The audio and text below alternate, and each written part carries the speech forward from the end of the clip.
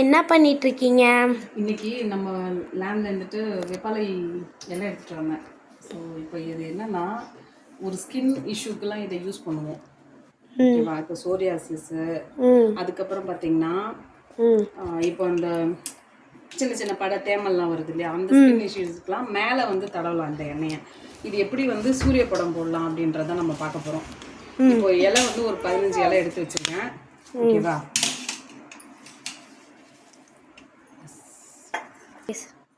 கண்ணாடி பாட்டிலில் வந்துட்டு டிப் பண்ணிவிட்டு தேங்காய் எண்ணெய், இப்போ நம்ம செக்கில் எண்ணெய் வாங்கி வச்சுருக்கோம். இப்போ அந்த எண்ணெயை வந்துட்டு முக்கிற அளவுக்கு இப்போ வந்து நல்லா இது மூழ்கிற அளவுக்கு எண்ணெயை வந்து ஃபில் பண்ணியாச்சு.